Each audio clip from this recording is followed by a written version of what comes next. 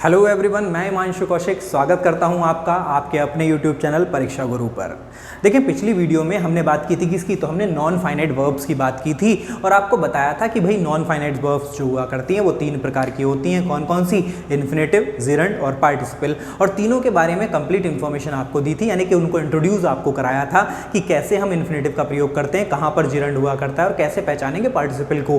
तो उनका जिक्र हमने लास्ट वीडियो में कर लिया है, तो उनसे रिलेटेड वीडियो जो है वो आपको डिस्क्रिप्शन में उसका लिंक मिल जाएगा, जाकर के आप वो वीडियो देख सकते हैं। आई बटन में भी आपको उसका लिंक मिल जाएगा, तो उस वीडियो को जरूर देख लें, क्योंकि उसी से रिलेटेड वीडियो हम ये वाली लेकर के आए हैं आपके सामने। और इसमें जिक्र करेंगे किसका, तो इसमें हम आपको बताएंगे कि इन्फिनेटिव का यूज जो है वो कहां पर किया जा सकता है और इन्फिनेटिव का यूज कहां पर नहीं करते। वैसे ही बताएंगे कि इन्फिनेटिव का यूज कब टू के साथ करेंगे और कब बिना टू के भी इन्फिनेटिव का प्रयोग किया जाता है। तो वही बात करने के लिए चलते हैं वीडियो की तरफ। तो देखेंगे, बात कर रहे हैं हम इन्फिनेटिव की। अब इन्फिनेटिव क्या हुआ करता है, तो ये बात हमने आपको बता दी है कि टू के साथ वर्ब की फर्स्ट फॉर्म जब लगी दिखाई दे तो उसी को हम कह दिया करते हैं क्या, इन्फिनेटिव कह दिया करते हैं। अब देखो, इन्फिनेटिव को समझने की कोशिश करते हैं कि कहां पर इन्फिनेटिव प्रयोग होता है, कहां पर नहीं। तो देखिए, पहले एग्जांपल से समझने की कोशिश करते हैं। तो देखिए, ये कुछ एग्जांपल्स आपके सामने हमने लिखे हैं, यानी कि टोटल 10 एग्जांपल्स हैं और 10 एग्जांपल्स का मतलब 10 रूल हैं, यानी कि हर एक एग्जांपल पर एक रूल बेस्ड है। किससे रिलेटेड, तो सिर्फ इन्फिनेटिव की बात कर रहे हैं, सिर्फ इन्फिनेटिव से रिलेटेड इतने रूल्स हैं। अच्छा, इनका जिक्र हम अगर करें तो हम नॉर्मल वे में जब हम लैंग्वेज यानी कि बोलते हैं, स्पीकिंग स्किल्स की बात करते हैं, तो उनमें भी इन्फिनेटिव का प्रयोग, जिरंड का प्रयोग और पार्टिसिपल का प्रयोग बहुत अच्छे स्तर पे किया जाता है। तो वो सब चीज़ें क्लियर करने के लिए पूरी वीडियो को देखेंगे और देखेंगे जरा। सबसे पहले एग्जाम्पल से शुरुआत करते हैं। पहला एग्जाम्पल क्या है, तो देखिए, पहला एग्जाम्पल है she taught me to speak English. She taught me to speak English. तो यहां पर सेंटेंस में कुछ गलती है क्या, तो हाँ, बिल्कुल गलती है, यानी कि ये सेंटेंस गलत है। और सेंटेंस में गलती क्या है, तो देखिएगा, रूल नंबर 1 यहीं से निकल करके आता है। और क्या निकल करके आता है कि कुछ वर्ब हुआ करती हैं हमारी, और कौन कौन सी वर्ब, तो जैसे टीच हुआ, जैसे नो हुआ, तो ये कुछ वर्ब होती हैं। इनके साथ जब भी कभी इन्फिनेटिव का प्रयोग करेंगे तो इन्फिनेटिव से पहले हाउ का प्रयोग किया जाता है। किसका प्रयोग किया जाता है, हाउ का प्रयोग किया जाता है। यानी कि सेंटेंस में गलती क्या है, तो भैया ये सेंटेंस एक्चुअल में कुछ इस तरह से होना चाहिए था कि she taught me how to speak English. तो देखिएगा, किसकी बात करी, तो यानी कि रूल नंबर 1 क्या होता है हमारा, यानी कि ये कुछ वर्ब हुआ करती हैं। कौन सी, जैसे नो हुआ, जैसे टीच हुआ, तो इनके साथ जब भी कभी पर इन्फिनेटिव का प्रयोग करेंगे, यानी टू प्लस वर्ब की फर्स्ट फॉर्म का प्रयोग करेंगे, तो उससे पहले क्या लगाएंगे, हाउ का प्रयोग किया जाता है। यानी इनमें how plus two plus verb की फर्स्ट फॉर्म का प्रयोग किया जाता है इन वर्ब्स के साथ, चाहे वो टॉट हो चाहे वो नो हो। तो इनसे रिलेटेड हमेशा वर्ब की फर्स्ट फॉर्म का प्रयोग जब भी करेंगे तो उससे पहले क्या लगाएंगे, हाउ लगाएंगे। बात करेंगे दूसरे रूल की, और दूसरा रूल दूसरे सेंटेंस पर डिपेंड करता है। तो बताएं जरा, सेंटेंस को पढ़ेंगे कि he attempted doing this work। he attempted doing this work। Sentence में कोई गलती है कि नहीं, तो देखो गलती तो है। और गलती क्या है, तो गलती यही है कि भैया यहां पर इसने जो अटेम्प्ट के बाद डूइंग लगाया है ना, ये नहीं आना चाहिए था यहां। और क्यों नहीं आना चाहिए था, क्योंकि रूल हुआ करता है इन्फिनेटिव का, और रूल क्या हुआ करता है कि कुछ वर्ब ऐसी हुआ करती हैं जिनके बाद हमेशा टू का प्लस वर्ब की फर्स्ट फॉर्म यानी इन्फिनेटिव का प्रयोग किया जाता है, उनके बाद जिरंड का प्रयोग नहीं किया जाता, यानी वर्ब की आईएनजी का प्रयोग नहीं किया जाता। सेम ऐसे ही कुछ वर्ब ऐसी होती हैं जिनके बाद हमेशा जिरंड ही प्रयोग किया जाता है। तो वो वर्ब आपको याद करनी जरूरी है। जैसे कि यहां पर एक शब्द आ गया, क्या, अटेम्प्ट आ गया, तो अटेम्प्ट जो शब्द हुआ करता है, अटेम्प्ट जो वर्ब हुआ करती है वो वैसे ही हुआ करती है, यानी कि उसके साथ हमेशा टू प्लस वर्ब की फर्स्ट फॉर्म यानी इन्फिनेटिव का प्रयोग करेंगे, वैसे ही कंप्लीट होता है, वैसे ही मैरी हुआ करता है। तो ये कुछ वर्ब हैं जिनके साथ हमेशा टू प्लस वर्ब की फर्स्ट फॉर्म यानी इन्फिनेटिव का प्रयोग करेंगे, ना कि जिरंड का। यानी कि एक्चुअल में ये सेंटेंस होना कैसे चाहिए था, तो होना चाहिए था ही attended या attempt to do this work। तो यानी कि इसमें जिरंड का प्रयोग ना करके हमें करना चाहिए था किसका प्रयोग, तो इन्फिनेटिव का प्रयोग करना चाहिए था। वही हमारी गलती थी। तो बात पहली वाली समझ में आ गई क्या, कि how plus two plus verb की फर्स्ट फॉर्म। दूसरी वाली हम बताएं कुछ ऐसी वर्ब जिनका प्रयोग किया जाएगा, यानी कि जिनके बाद हमेशा प्रयोग किया जाएगा किसका, इन्फिनेटिव का प्रयोग करेंगे, जिरंड का प्रयोग नहीं करेंगे। बात करते हैं तीसरे रूल की। अब तीसरा रूल क्या है, तो देखिएगा, तीसरा रूल है कि आई रिक्वेस्ट, तो I request being you kind to them. अच्छा, ये तो पढ़ने में ही लग रहा है, यानी कि पढ़ने में ही पता चल रहा है कि इस सेंटेंस में कोई ना कोई तो गलती जरूर है। तो देखिए, सबसे पहली इसमें गलती क्या हो गई, तो सबसे पहली गलती तो ये है कि यहां पर ये जो यू लगाया गया ना, यू जो प्रयोग किया गया है वो गलत जगह पर प्रयोग किया गया है। यानी कि यू एक्चुअल में लगना चाहिए था क्या, तो यू लगना चाहिए था कुछ इस तरह से कि आई रिक्वेस्ट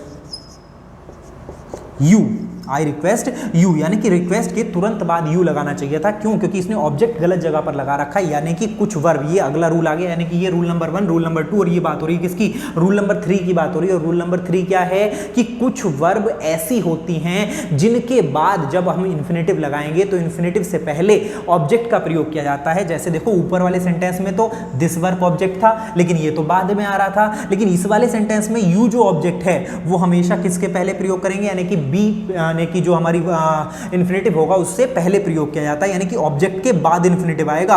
और यहां पर दूसरी गलती क्या है? तो दूसरी गलती है बीइंग की, क्योंकि भैया रिक्वेस्ट जो शब्द है वो ऐसी वर्ब हुआ करती है जिसके बाद हमेशा इन्फिनेटिव का प्रयोग किया जाता है, ना कि जिरंड का। तो वही गलती इसमें भी हो गई, यानी कि सेंटेंस में 2 मिस्टेक थी। पहली तो ये थी कि भैया ये जो वर्ब हुआ करती हैं इनके बाद वर्ब के बाद पहले ऑब्जेक्ट आएगा, उसके बाद इन्फिनेटिव का प्रयोग किया जाता है, और इन्फिनेटिव का किया जाता है ना कि जिरंड का। यानी कि आना चाहिए था क्या कि I request you to be kind to him या देम। ठीक है, तो वहां पर पहले वाले सेंटेंस में, दूसरे वाले सेंटेंस में और तीसरे वाले सेंटेंस में आपको एरर का पता चल गया होगा। रूल्स आपकी स्क्रीन पर भी दिखाई दे रहे हैं, आपको रूल्स को पढ़ेंगे और अपने पास नोट करते चलेंगे ताकि आपको एग्जाम्स के टाइम पर दिक्कत ना पड़े। तो देखिए बात करते हैं अगले क्वेश्चन की, और अगला क्वेश्चन क्या है? तो अगला क्वेश्चन है it is not easy answering this question. It is not easy answering this question. तो इसमें क्या गलती है? तो भैया गलती यहां पर भी वही है। क्या गलती? तो गलती ये यहां पर, तो हमने जैसे वर्ब के बारे में जिक्र किया था ना कि कुछ वर्ब ऐसी हुआ करती हैं, कहां पे ये किया ना कि कुछ वर्ब ऐसी होती हैं जिनके पास 2+ वर्ब की फर्स्ट फॉर्म यानी इन्फिनेटिव का प्रयोग करेंगे, जिरंड का प्रयोग नहीं किया जाता। वैसे ही जब भी हम एडजेक्टिव की बात कर रहे हो तो एडजेक्टिव के बाद जब भी हम कभी लगाएंगे वर्ब तो वहां पर वर्ब की आईएनजी यानी कि जिरंड का प्रयोग नहीं करेंगे, वहां पर भी प्रयोग करेंगे किसका? तो प्रयोग किया जाता है इन्फिनेटिव का, यानी कि एडजेक्टिव को क्वालिफाई करने के लिए हमेशा प्रयोग करते हैं किसका? तो 2+ वर्ब की फर्स्ट फॉर्म यानी इन्फिनेटिव का प्रयोग किया जाता है, ना कि जिरंड का। नॉर्मल मैनर में हमेशा एडजेक्टिव का बाद हमेशा प्रयोग करेंगे किसका? तो इन्फिनेटिव का प्रयोग करेंगे। यानी कि इस सेंटेंस को भी कैसा होना चाहिए था कि इट इज नॉट ईजी। तो इजी यहां पर काम कर रहा है किसका? एडजेक्टिव का ही तो काम कर रहा है, यानी कि ये जो चीज है वो आसान नहीं है। तो किस लिए आसान नहीं है? तो to answer this question, to answer this question. तो देखो सबसे पहली बात बताई हाउ टू वर्ब की फर्स्ट फॉर्म, दूसरी बात बताई गई कि कुछ ऐसी वर्ब होती हैं जिनके साथ हमेशा इन्फिनेटिव का ही प्रयोग किया जाता है, जिरंड का प्रयोग नहीं किया जाता। तीसरी बात बताई कि कुछ वर्ब ऐसी हुआ करती हैं जिनके बाद पहले ऑब्जेक्ट लगेगा और उसके बाद जाकर के 2+ वर्ब की फर्स्ट फॉर्म यानी कि इन्फिनेटिव का प्रयोग किया जाएगा। उसके बाद बताई गई कि जब भी कभी एडजेक्टिव की बात की जा रही हो तो एडजेक्टिव के बाद भी सामान्य तौर पर हमेशा प्रयोग करेंगे किसका? 2+ वर्ब की फर्स्ट फॉर्म का प्रयोग करेंगे। हाँ, कुछ जगह पर जिरंड का प्रयोग किया जाता है, लेकिन यहां पर प्रयोग किया जाएगा किसका? 2+ वर्ब की फर्स्ट फॉर्म का प्रयोग किया जाएगा। बात करते हैं अगले रूल की। तो देखिएगा 4 रूल्स का डिस्कशन आपसे किया जा चुका है, चारों रूल आपको स्क्रीन पर भी दिखाई दे रहे हैं, आप उसको जाकर के नोट कर सकते हैं अपनी कॉपी पे। अगली बात करते हैं, देखें अगला आया कि I have no house for living. I have no house for living, तो ये रूल नंबर 5 है हमारा। और रूल नंबर 5 क्या है? तो भैया रूल नंबर 5 ये है कि जब भी हम कभी क्वालिफाई कर रहे हो किसको? नाउन को, यानी नाउन को क्वालिफाई करने की बात हो रही हो तो हमेशा वहां पर वर्ब की आईएनजी का प्रयोग नहीं किया जाता, यानी कि जिरंड का प्रयोग नहीं किया जाता। प्रयोग किया जाता है किसका? तो वहां पर भी प्रयोग किया जाता है किसका? इन्फिनेटिव का प्रयोग किया जाता है। यानी कि एक्चुअल में ये सेंटेंस कैसा होना चाहिए था? तो होना चाहिए था आई हैव नो हाउस। अब आई हैव नो हाउस यहां तक का सेंटेंस तो कंप्लीट है, लेकिन हाउस किस लिए नहीं है मेरे पास? तो हाउस को क्वालिफाई किया जा रहा है, और हाउस जो शब्द है वो क्या है? नाउन, यानी कि नाउन को जब जब क्वालिफाई किया जाएगा तो भी करेगा कौन? इन्फिनेटिव करेगा। यानी कि नाउन को क्वालिफाई करने के लिए इन्फिनेटिव का प्रयोग, एडजेक्टिव को बाद प्रयोग किया जाएगा तो इन्फिनेटिव। इसी प्रकार कुछ वर्ब ऐसी हैं जिनके बाद अगर ऑब्जेक्ट आ रहा है तो उसके बाद जाके इन्फिनेटिव लगेगा। कुछ वर्ब ऐसी हैं जिनके साथ जिरंड नहीं लगता, इन्फिनेटिव ही लगता है। वैसे ही टीच या फिर नो, इन सभी वर्ब के बाद हमेशा हाउ टू वर्ब की फर्स्ट फॉर्म का प्रयोग किया जाता है, यानी हाउ के साथ इन्फिनेटिव का प्रयोग किया जाता है। तो टोटल ये 5 रूल्स की बात हुई। बात करते हैं अगले रूल की, और अगला रूल क्या है कि you need not to do it again. अब ये वाला रूल हम पहले भी आपको बता चुके हैं। कौन सा रूल है ये? तो ये रूल डिपेंड करता है किस पर? तो वही 3 मार्जिनल मॉडल्स जो थी, कौन कौन सी? नीड, डेयर और यूज टू। तो उनमें से जो नीड और डेयर हुआ करती है ना, उनका प्रयोग जैसे हम दोनों तरह से करते हैं, हेल्पिंग वर्ब के तौर पर भी और मेन वर्ब के तौर पे भी, लेकिन जब जब इनका प्रयोग एज अ हेल्पिंग वर्ब हो, जैसे इस वाले सेंटेंस की बात करें तो इस वाले सेंटेंस में नीड जो शब्द है ना वो हेल्पिंग वर्ब का काम कर रहा है। क्यों? क्योंकि नेगेटिव सेंटेंस है, उसके बाद नॉट आ रहा है, तो नीड का प्रयोग हेल्पिंग वर्ब के तौर पे हो रहा है। तो जब जब नीड और डेयर का प्रयोग एज अ हेल्पिंग वर्ब होगा तो उसके बाद इंफिनिटिव का प्रयोग बेयर इंफिनिटिव के तौर पे किया जाएगा, यानी उनके बाद कभी भी इंफिनिटिव अगर हम लगाएंगे तो उसमें टू का प्रयोग नहीं किया जाता, और वही गलती यहां पर है। और गलती क्या है यहां पर? तो भैया यही तो गलती है कि इसने नीड के बाद नॉट जो लगा रखा है उसके बाद क्या लगा रखा है? टू लगा रखा है, जबकि यहां पर टू का प्रयोग नहीं होना चाहिए था। You need not do it again. ठीक है, तो बात समझ में आई, यानी नीड। और इसी तरह से अगर डेयर भी आएगा तो डेयर के बाद भी पहले इन्फिनिटिव तो लगाएंगे, लेकिन बेयर इन्फिनिटिव लगाएंगे, यानी कि टू प्लस वर्ब की फर्स्ट फॉर्म का प्रयोग नहीं किया जाता। आई बात समझ में? बात कर लेते हैं अगले सेंटेंस की। Sentence number 7। Sentence number 7 seventh rule की बात करेगा।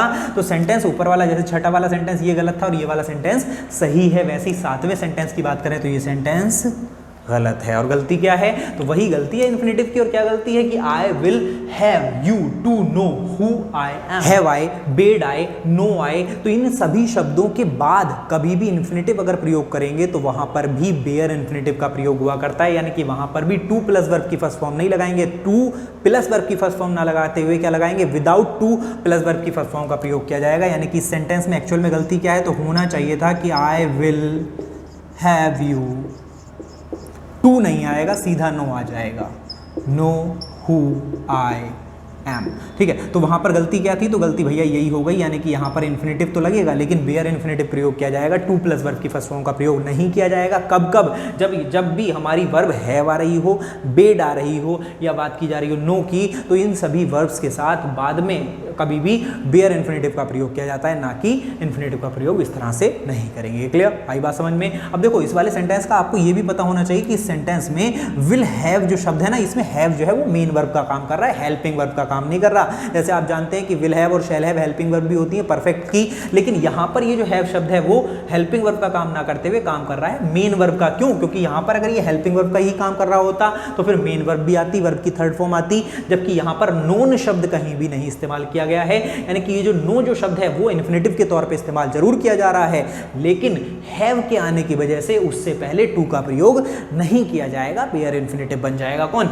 नो। क्लियर? आई बात समझ में? तो देखिएगा टोटल अभी तक 7 प्रश्नों का जिक्र कर चुके हैं। 8वें प्रश्न की बात करते हैं। 8वां प्रश्न है क्या? कि he does nothing but to watch TV. अब he does nothing but to watch TV, sentence में कुछ गलती है क्या? तो सेंटेंस में फिर से वही गलती हो गई। और गलती क्या हो गई? तो भैया गलती ये है कि ही डज नथिंग। अब नथिंग के साथ ये जो बट शब्द आया है ना, गलती यहीं से शुरू हो गई कि जब भी कहीं पर कंजंक्शन लगा हुआ हो, जैसे बट लगा हुआ हो, जैसे एंड लगा हुआ हो, तो ये जो कंजंक्शन होते हैं ना, इनके बाद कभी भी इन्फिनिटिव अगर लगाओगे तो इन्फिनिटिव बेयर इन्फिनिटिव का प्रयोग करेंगे, यानी कि टू प्लस वर्ब की फर्स्ट फॉर्म ना लगाते हुए बिना टू के वर्ब की फर्स्ट फॉर्म का प्रयोग कर लिया जाएगा। यानी कि टू वॉच ना लगा करके लगाना चाहिए था क्या?